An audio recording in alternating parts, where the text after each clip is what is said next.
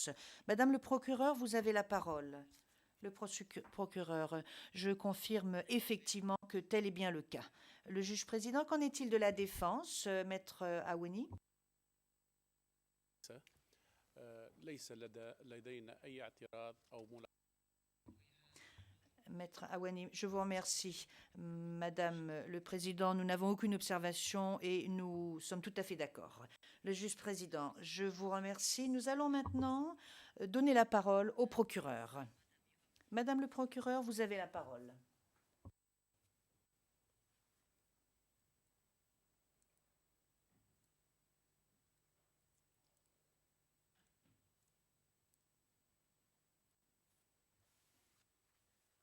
Madam President, thank you. Madame le Président, merci. Tombouctou est sur le point de perdre son âme. Tombouctou est sous la menace de vandalisation outrageante. Tombouctou a sous la gorge le couteau tranchant d'un froid assassinat. C'est le cri de désespoir qui lancé un habitant de Tombouctou lors de la destruction des mausolées de la ville. Même sentiment de désolation et d'impuissance chez un autre Tombouctain qui disait, je le cite, « Ils ont détruit tout ce qu'on a. On n'a pas de force pour nous défendre. » Fin de citation. Madame la Présidente, Messieurs les juges, le statut de Rome prohibe et punit les actes criminels les plus intolérables, les crimes de génocide, les crimes contre l'humanité et les crimes de guerre.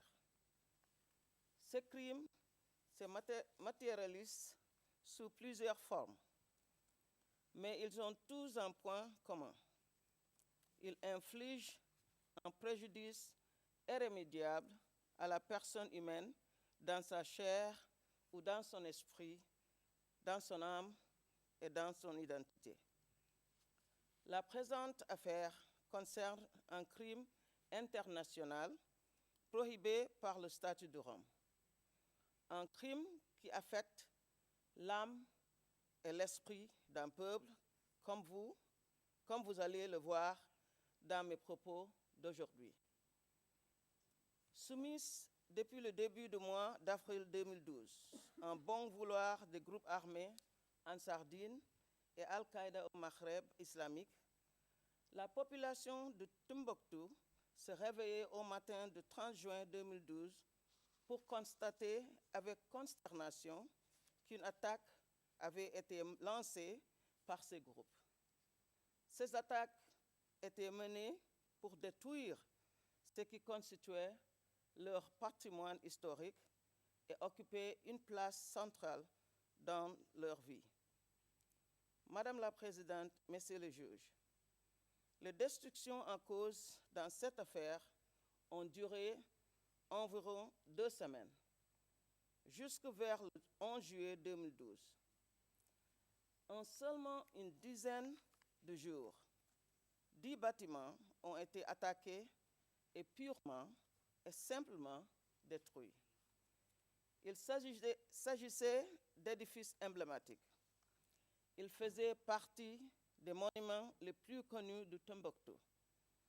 Ils étaient, pour la plupart d'entre eux, classés par le droit national malien.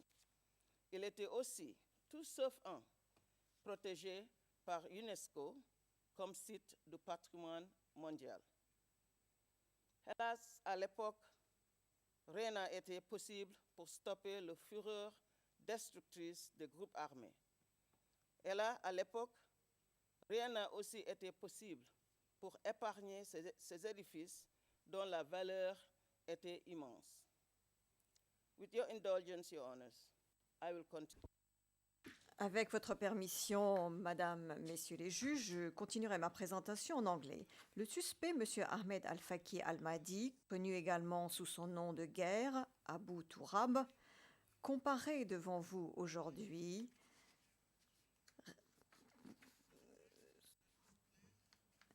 sous la charge de cette brutale et terrible attaque qu'il a menée. Cette attaque a été planifiée et menée avec différents outils et équipements.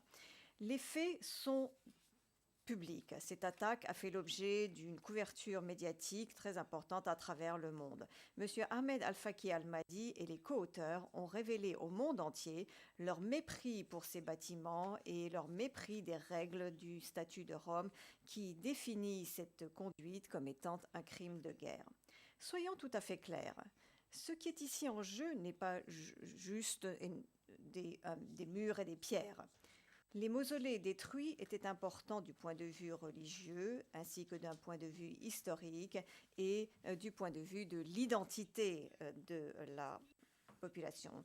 Une telle attaque contre un bâtiment consacré à la religion et des monuments historiques s'inscrit dans la catégorie des crimes qui détruisent les racines d'une population entière et qui, de manière profonde et irrémédiable, affectent ses pratiques sociales et ses structures. Ceci est précisément la raison pour laquelle ces actes constituent un crime dans le cadre de l'article 8.2e 4 romain du statut de Rome. Ne nous y trompons pas, les charges contre Ahmed Al-Faki Al-Mahdi impliquent des crimes extrêmement sérieux qui concernent la destruction de monuments historiques irremplaçables et qui concernent également une attaque brutale contre la dignité et l'identité de populations entières et également de leurs racines religieuses et historiques. Les habitants du nord du Mali, qui sont les principales victimes de ces attaques, méritent que justice soit faite. Une conduite aussi répréhensible ne saurait rester plus longtemps impunie. Permettez-moi de commencer par la dimension religieuse de ces mausolées. Les mausolées et les saints de Timbuktu jouent un rôle important dans la vie au quotidien des habitants de la ville. Les mausolées font l'objet de visites fréquentes de la part des résidents de la ville, habituellement le vendredi. Ce sont des lieux de culte et l'acte d'aller au mausolée est perçu comme un signe de foi et de piété religieuse. Certains même y font des pèlerinages. Et ce sont ces mêmes pratiques que les groupes armés Ansar Din et Al-Qaïda dans le Maghreb islamique souhaitaient annihiler en détruisant les mausolées concernés. Comme l'a dit le témoin P125, la destruction des mausolées, et je le cite, a fait très mal à la population. Fin de citation. Il est donc devenu impossible pour les habitants de Timbuktu de s'adonner à leurs pratiques religieuses, ces pratiques qui étaient profondément enracinées dans leur vie, ces pratiques qui signifiaient quelque chose de très intime et de très profond pour ces êtres humains, la foi, et ces pratiques qui font partie de leur vie en commun, la vie qu'ils partagent. Et à ce stade, je souhaiterais insister sur le fait que cette affaire ne nous amène pas à déterminer qui avait raison ou qui n'avait pas raison d'un point de vue religieux. Ce qui est important, c'est que les monuments attaqués étaient consacrés à la religion et étaient également des monuments historiques. Et c'est tout ce qui compte. Diriger intentionnellement une attaque contre de tels monuments est un crime de guerre en vertu du statut de Rome, indépendamment de l'opinion d'autres personnes sur les pratiques religieuses des habitants de Timbuktu. Madame le Président, Messieurs les juges, les mausolées et les mosquées à Tombouctou ne concernaient pas uniquement les pratiques religieuses actuelles de la population, mais elles étaient également étroitement liées au passé et à l'histoire extrêmement riche de la ville. Au XVe et XVIe siècle, Timbuktu est devenue la capitale intellectuelle et spirituelle de l'Afrique. Timbuktu a joué un rôle essentiel dans l'expansion de l'islam.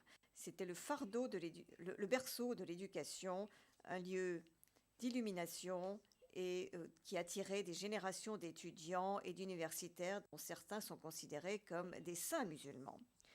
Après leur mort, des mausolées leur ont été érigés et afin de célébrer ce qu'ils ont apporté à l'humanité. La destruction de tels monuments constitue la destruction de structures qui ont survécu aux outrages du temps et qui sont des témoignages du passé glorieux de Timbuktu et un lieu important dans l'histoire et pour ses populations, et ce sur un certain nombre de générations. Au moment où ces événements se sont produits, le ministre de la Culture du Mali, choqué par ces actes de destruction, a déclaré, je le cite, « Nos ancêtres nous ont légué ces biens et je vous demande instamment de préserver l'histoire de notre pays. » Fin de citation.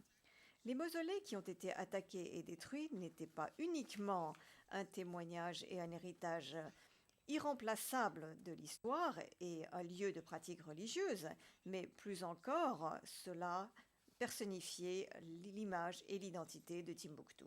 Timbuktu est également connue comme étant la ville des 333 saints. Détruire les mausolées de Timbuktu revient à détruire les symboles de son identité. En tant que, ou comme l'a dit un des résidents de la ville à Radio France Internationale, et je le cite, la population est très en colère aujourd'hui parce que le mausolée est un symbole de Timbuktu. Fin de citation. En outre, la destruction des mausolées revient à effacer cet élément d'identité collectif que les populations de Timbuktu ont construit au fil du temps. Cela revient à annihiler les vestiges d'une civilisation qui constituent les archétypes nécessaires de la mémoire sociale et permettent de construire et d'inspirer les générations futures. Le ministre de la Culture du Mali a résumé ses considérations en février 2013 lorsqu'il a parlé de la destruction, et je cite, « Une attaque contre notre âme même et la quintessence même de nos valeurs culturelles. Leur objectif était de détruire notre passé, notre identité et de fait notre dignité. » Fin de citation.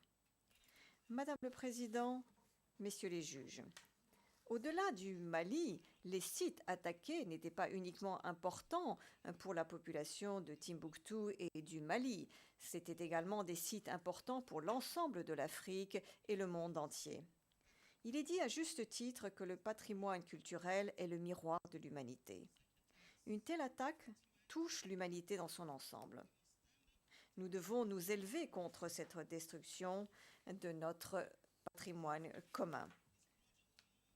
Et ce point prend encore plus sa valeur lorsque nous voyons les réactions à la campagne de destruction du suspect à Timbuktu. L'Algérie, par exemple, par le truchement de son porte-parole du ministère des Affaires étrangères, a fortement condamné ces attaques, indiquant que les mausolées, et je le cite, ne font pas uniquement partie du patrimoine culturel islamique appartenant à la mémoire et la conscience collective du Mali, mais sont également un patrimoine commun que partagent l'Algérie et le Mali. Le président du groupe africain de l'UNESCO a insisté sur le fait que, et je cite, « Ce n'est pas uniquement le Mali qui est touché par la destruction de ces sites dans le pays.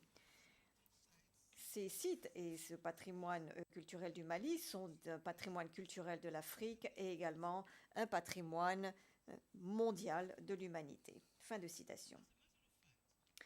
De fait, à une exception près, l'ensemble des sites à Timbuktu étaient inscrits sur la liste du patrimoine mondial de l'humanité par l'UNESCO. Ceci parce que, au-delà des frontières du Mali et de l'Afrique, les mausolées constituaient un chapitre même de l'histoire de l'humanité. Donc l'humanité dans son ensemble a été touchée par cette perte. L'attaque en question a soulevé, à juste titre, une vague de protestations et de colère au niveau national, régional et international. L'Union africaine, le Conseil de sécurité des Nations unies, la Commission économique des États d'Afrique de l'Ouest, la CEDEAO, l'UNESCO et de nombreux pays ont exprimé leur forte condamnation de ces événements. En bref, la conscience collective de l'humanité a été choquée par la destruction absurde de son patrimoine commun. Madame le Président, Messieurs les juges, des mots ne sont pas suffisants pour condamner. L'humanité doit s'élever fermement et rejeter ces crimes à travers une action punitive concrète. L'histoire même, dont les témoignages physiques sont en péril à travers de telles attaques, ne serait pas d'accord avec nous si nous devions ne pas réagir. Une telle attaque ne peut rester impunie. Des attaques contre la propriété culturelle sont une constante. Malheureusement, il y a trop d'exemples similaires avec la destruction de villes comme Alep et Palmyre en Syrie. Si je reprends les mots d'un témoin expert, le témoin P151, la destruction des sites à Tombouctou était pour l'UNESCO parmi les plus importants depuis la destruction des statues de Bouddha Bamiyan en Afghanistan en 2001. Fin de citation. 2 résolutions du Conseil de sécurité des Nations Unies, publiées en octobre et décembre 2012, insistaient sur le fait que ces actes sont considérés comme des crimes en vertu du statut de Rome et leurs auteurs doivent être considérés comme responsables. Nous devons protéger notre patrimoine commun de la désacralisation, des ravages et des effets à long terme de tels actes de destruction. Les appels de la communauté malienne et internationale doivent être entendus et donner des résultats. Une telle attaque est un crime sérieux en vertu du statut de Rome. Et il nous appartient de nous assurer que ceux responsables de ces attaques sont considérés comme responsables. Et c'est là la véritable signification de cette audience aujourd'hui. Je voudrais également insister sur le fait que M. Al-Faki Al-Mahdi est une des quelques personnes identifiées dans le cadre de ce plan commun d'attaquer Timbuktu et qui soit encore en vie. Madame le Président, Messieurs les juges, permettez-moi très brièvement de m'attarder sur le suspect, M. Ahmed Al-Faki Al-Mahdi. Le suspect a été nommé à la tête de la Hizba, qui est la brigade des mœurs, une des instances mises en place par les groupes. Il a ensuite créé et développé la Hizba, dont il a été le chef, comme je l'ai dit, depuis sa création en avril 2012 jusqu'en septembre 2012. Outre son rôle de chef de la Hizba, M. Al-Mahdi était actif dans d'autres structures qui avaient été créées par les groupes armés à Timbuktu, ainsi que dans les activités qu'ils ont menées en 2012, consistant à imposer par force leur idéologie, leur contrôle et leur pouvoir sur l'ensemble de la population.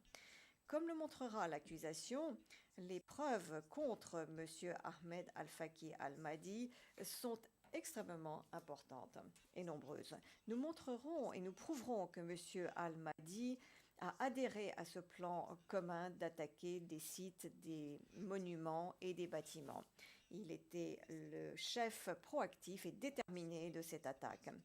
Il l'a surveillé en sa capacité de chef de la brigade des mœurs, la Hizba, et il a également physiquement et personnellement participé à l'attaque et à la destruction. C'est la première fois que mon bureau, sur la base des éléments de preuve recueillis dans le cadre de ces enquêtes, retient un tel chef d'accusation portant sur des biens, des bâtiments religieux et culturels et des monuments historiques. C'est la première fois que cette Cour peut défendre le patrimoine culturel d'une communauté, lui reconnaître sa véritable importance et contribuer à lutter contre le fléau qui le touche et qui est trop souvent le prélude aux pires exactions contre les populations. Enfin, c'est aussi la première fois qu'un suspect dans la situation du Mali est déféré devant cette Cour. Le premier suspect, M. Ahmed Al-Faki Al-Mahdi, est devant vous, Madame la Présidente, Messieurs les juges. C'est donc l'occasion pour dire aux victimes de ces attaques que nous avons enfin entendu leur cri de désespoir. Nos investigations se poursuivent et nous attendons faire tout ce qui est à notre disposition pour que les responsables des crimes du statut de Rome qui sont commis au Mali répondent de leurs actes. Je vous remercie, Madame la Présidente, pour votre attention et laisse la parole à Gilles Dutertre, premier substitut du procureur en charge de cette affaire.